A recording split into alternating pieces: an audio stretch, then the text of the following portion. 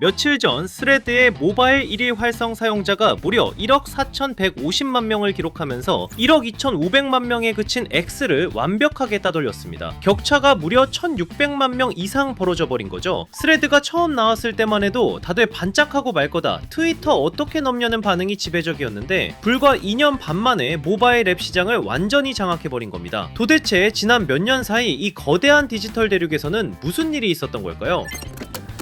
사실 이번 판의 뒤집기는 메타가 압도적으로 잘했다기보다는 경쟁자가 스스로 무덤을 파면서 시작됐다고 보는 시각이 지배적입니다. 우리가 몇 년 전 트위터를 켰을 때 느꼈던 그 당혹감 기억하시나요? 일론 머스크가 트위터를 인수하고 X로 간판을 바꿔달면서 시작된 그 혼란 말입니다. 당시 머스크는 표현의 자유를 수호하겠다는 명분으로 기존의 검열 정책을 대거 폐지했습니다. 여기까지는 경영 철학의 차이로 볼 수 있겠지만 문제는 그 다음부터였습니다. 비용 절감을 이유로 플랫폼의 신뢰와 안전을 담당하던 핵심 인력들을 대거 해고했고, 결정적으로 서버 비용을 아끼겠다며 하루에 볼 수 있는 게시글 개수를 제한하는 초유의 사태까지 벌였습니다. 스크롤을 몇 번 내리지도 않았는데 한도 초과 메시지가 뜨는 경험, 사용자 입장에서는 정말 황당할 따름이었죠. 게다가 돈을 내지 않으면 공신력의 상징이었던 블루체크를 주지 않겠다고 선언하면서 플랫폼 내에서 진짜 정보와 가짜 뉴스의 경계가 무너지기 시작했습니다. 이런 시스템적인 불안정보다 더 치명적인 건 이른바 오너 리스크였습니다. 바로 일론 머스크라는 인물 그 자체죠. 머스크는 본인의 돌발 행동으로 지속적인 이용자들의 분노를 샀는데요. 정치적인 행보가 특히 결정적이었습니다. 2024년 미국 대선 전국에서는 트럼프 대통령과 지나치게 친밀한 관계를 맺어 진보 성향 이용자들의 이탈하게 만들었고, 작년에는 반대로 트럼프와의 마찰로 인해 보수 성향 이용자들마저 등을 돌리게 만들었습니다. 결과적으로 양쪽 진영 모두에게 고립되는 자충수를 둔 셈이죠. 이때부터 전 세계적으로 X에서 이탈하는 이른바 디지털 난민이 생겨났고, 사람들은 X를 대체할 새로운 피난처를 찾아 나서기 시작했습니다. 이 지점을 마크 저커버그는 놓치지 않았습니다. 페이스북이라는 거대한 지인 네트워크와 인스타그램이라는 강력한 비주얼 플랫폼을 이미 보유하고 있던 저커버그에게 X의 자멸은 그야말로 절호의 기회였습니다. 그는 아주 영리하게 움직였습니다. 새로운 앱을 출시하면서 가장 큰 진입 장벽인 회원 가입 절차를 사실상 없애버렸는데요. 인스타그램 아이디만 있으면 버튼 하나로 스레드에 가입하고 기존 팔로워 명단까지 그대로 가져올 수 있게 설계한 겁니다. 덕분에 스레드는 출시 닷새 만에 가입자 1억 명이라는 인터넷 역사상 전무후무한 기록을 세우며 화려하게 등장했습니다. 이렇게 텍스트를 기반으로 한 스레드의 등장은 X의 기존 영향력을 무섭게 잠식해 들어갔습니다. 메타는 스레드 출시 직후 기능이 부족하다, 재미없다와 같은 피드백을 아주 빠르게 수용하고 웹버전 출시, 검색 기능 강화, 알고리즘 개선 등 유저들이 원하는 기능을 빠른 속도로 업데이트하며 이용자들의 불만을 빠르게 잠재우며 성장해 나갔죠. X의 유료화 정책으로 인해 불만을 가진 유저들 입장에서는 피드백 수용이 빠른 스레드로 넘어가는 선택지가 생긴 겁니다. 이렇게 빠른 기능 개편과 경쟁자인 X의 수많은 불만과 오너 리스크로 인해 스레드는 많은 회원들을 확보할 수 있었습니다. 하지만 빛이 강하면 그림자도 짙은 법일까요? 사람들이 구름처럼 몰려들자 그 틈바구니에서 기가 막히게 돈 냄새를 맡는 이들이 등장하기 시작했는데요. 데이터상으로는 X를 꺾고 승리했다지만 정작 유저들의 피로감은 극에 달하고 있습니다. 깨끗했던 텍스트 플랫폼에 이상한 글들이 보이기 시작했습니다. 갑자기 강의를 판매하는 게시글이 메인으로 올라오거나 쉽게 큰돈을 벌게 해주겠다는 사람들이 서서히 생기더니 현재는 이런 사람들의 장소 중 하나로 전락되고 말았습니다. 혹시 스레드 피드를 넘기다가 이런 글 보신 적 있으신가요? 퇴사하고 3개월 만에 월 1,000만원 달성했습니다. 아무것도 없던 내가 2년 만에 강남 부자가 된 이유 같은 소위 인생 역전 스토리들 말입니다. 스레드가 X를 제치고 1등이가 된 건 알겠는데 왜 하필 이런 종류의 게시글을 홍보하는 광고판이 되어가고 있는 걸까요? 여기에는 세 가지의 이유가 있는데요. 첫 번째 이유는 낮은 진입 장벽입니다. 유튜브나 숏폼은 아무래도 보여지는 것이 중요하다 보니 외모나 목소리가 좋거나 아니면 편집 기술이라도 뛰어나야 한다는 무언의 압박이 있습니다. 하지만 스레드는 다릅니다. 여기는 텍스트의 세계잖아요. 얼굴을 공개할 필요도 없고 목소리가 좋을 필요도 없습니다. 그저 그럴싸한 프로필 사진 한 장 걸어두고 사람들의 심리를 건드리는 문장력만 있으면 누구나 전문가 행세를 할 수 있습니다. 심지어 그 문장력조차 챗GPT 같은 AI의 도움을 받거나 남의 글을 교묘하게 짜깁기 하면 그만이죠. 미천 하나 없이 성공한 사업가라는 가면을 쓰기에 이보다 더 쉬운 무대는 없었던 겁니다. 두 번째는 바로 압도적인 생산 효율성입니다. 상황입니다. 유튜브를 예로 들어볼까요? 10분짜리 영상 하나 만들려면 기획하고 대본 쓰고 촬영 장비 세팅하고 조명 맞추고 편집까지 최소 꼬박 2에서 3일은 걸립니다. 그런데 스레드는 어떤가요? 침대에 누워서 스마트폰으로 몇 줄 끄적이면 끝입니다. 영상 하나 만들 에너지를 스레드에 쏟으면 하루에 수십, 수백 개의 컨텐츠를 찍어낼 수 있는 거죠. 비즈니스 관점에서 보면 생산 단가가 거의 0원에 수렴하는 그야말로 미친 효율의 시장인 셈입니다. 돈 냄새를 맡는 이들이 이 효율성을 놓칠 리가 없죠. 세 번째 이유는 바로 초기 시장이 주는 알고리즘의 축복입니다. 모든 소셜미디어는 초기에 콘텐츠가 부족하기 때문에 팔로워가 없는 계정의 글도 적극적으로 남들에게 뿌려줍니다. 유튜브나 인스타그램은 이미 고인물들이 꽉 잡고 있어서 신규 진입자가 콘텐츠를 노출하기 정말 어렵지만 스레드는 달랐습니다. 팔로워가 없더라도 글 하나만 잘 쓰면 갑자기 수만 명에게 노출되는 로또 같은 기회가 열려 있거든요. 메타 입장에서는 어떻게든 X를 이기기 위해 판을 키워야 했고, 이 과정에서 자극적이고 눈길을 끄는 글들을 알고리즘이 자주 노출시켜 주었습니다. 그들에게 스레드는 최소한의 노력으로 신분을 숨긴 채 대박을 터뜨릴 수 있는 이 세 박자가 완벽하게 맞아떨어진 기회의 땅이었습니다. 하지만 그 기회가 누군가에게는 인생을 바꾸는 사다리가 되었겠지만 또 누군가에게는 검증되지 않은 정보에 현혹되어 지갑을 여는 덫이 되기도 했습니다. 그렇다면 이 혼란을 우리는 어떻게 해석해야 할까요? 사실 모든 거대 플랫폼은 폭발적인 성장과 함께 이런 성장통을 겪습니다. 유튜브와 블로그가 그랬듯 사람이 모이는 곳에는 늘 상업적인 소음이 끼어들기 마련이니까요. 모바일 앱 시장에서 X를 제치고 1위를 차지한 스레드, 그 명성도 잠시 관련 논란은 여전히 증가하는 중입니다. 향후 스레드가 어떤 정책을 펼치며 텍스트 기반 SNS의 미래를 만들어갈지 주목해봐야 할 것 같습니다. 오늘의 5분 경제는 여기까지입니다. 안녕히 계세요.